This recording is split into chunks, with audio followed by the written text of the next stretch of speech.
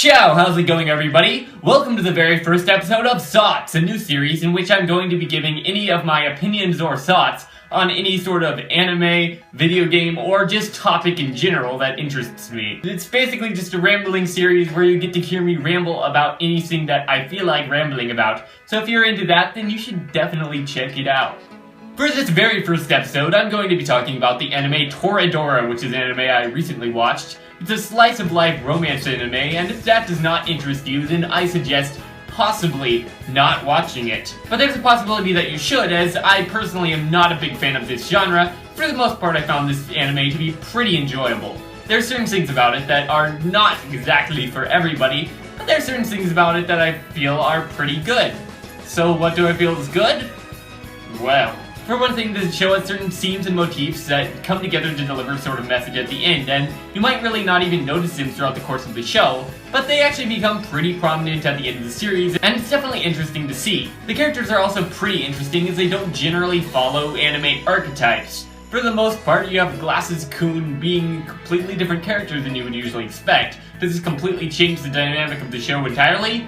Not really at all. It shows certain messages around identity and your true self, and hiding it. Messages are really sort of what a lot of the characters in the show are sort of there for. I personally felt like the characters were pretty interesting, but they were also pretty much what you would expect from a show like this. They have their own personal little characteristics about them, like being angry or being weird or whatever, and they just kind of run with it. The characters don't really develop all that much either. It's more kind of like, oh, I like this person, but now I like this person. In a way, for this show, it's sort of development, but not really. As much as it might be different from a lot of other shows, I still feel like they're not, like, super different in terms of just the style of it by any means. Throughout most of the show, this show has a pretty consistent style to what you would expect from the genre, and, well, that's more or less to be expected, but for me at least, this means it has a very slow hook that leaves me for the first several episodes going, why am I watching this? Because it's kind of a waste of my time. I mean, sure, it's enjoyable enough, but it's also kind of dumb.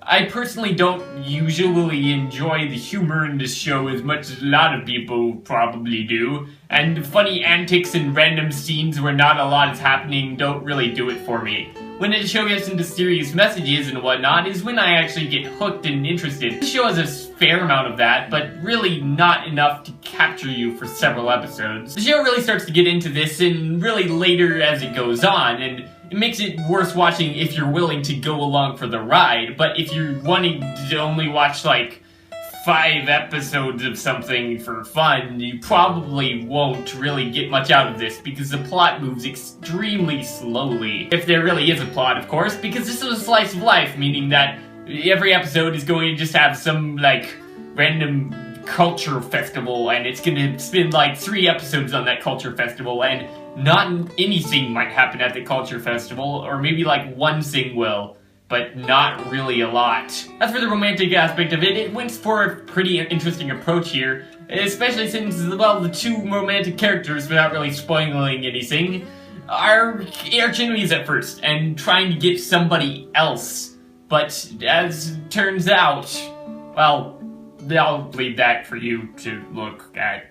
This was a pretty interesting spin on it, but for me personally, it didn't really feel like they were good friends all the time. Just all of the banter and whatnot sort of felt like a little bit like they were arch enemies. And I think what doesn't help this is that they're that way throughout most of the entire show. They don't really start to warm up to each other in the way that I was expecting. Instead, it's sort of that they were hiding who they truly were, as I mentioned earlier, which is interesting, but it didn't really feel like they were warming up to each other and developing towards each other throughout the course of the show, which is not typical for a show like this. For me personally, I don't know if it was done the best way possible, but it was pretty good. As for the music and visuals, well, this show's a pretty interesting style. I have to say I enjoyed it pretty well. If you don't like anime like Clannad or whatever that team is, I don't remember, put it on the screen.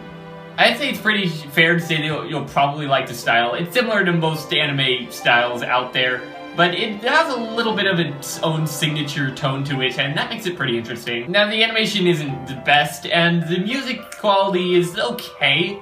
I didn't really like the openings all that much at all, and they're not going onto my freaking music listening to stuff. The endings were okay.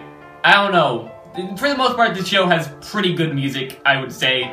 There's certain songs in it that are gonna go, ooh, this is making me feel something. But mostly at the end of the show, which is the main reason why I was sticking through it. Am I glad that I stuck through to the end? Yes, there are a lot of things that came through at the end of the show that you had to get through the entire show to really fully experience, and that's why I would recommend this anime to most fans of anime in general. If you like slice of life romance anime, this should be a obvious watch, because obviously you're going to be into it. If you're not interested in this type of show, but are still interested in the sort of messages that it wants to deliver, then I'd recommend sticking through it, because you might very well like it. Did I like it? For the most part, yes.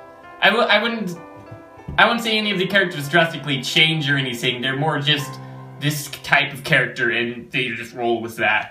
So basically, if you're interested in seeing the messages that this show wants to deliver, I'd recommend sticking through all the way to the end. I would overall give it a watch it rating, and I personally wouldn't buy this anime, but if you do like this type of anime, I think it's definitely something you might be interested in buying as well.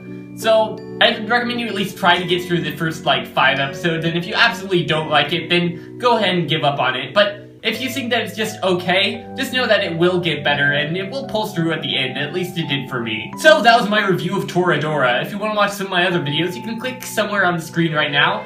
And if you'd like to subscribe to the channel, you can click somewhere on the screen right now, if I remember to put annotations, which I likely will not.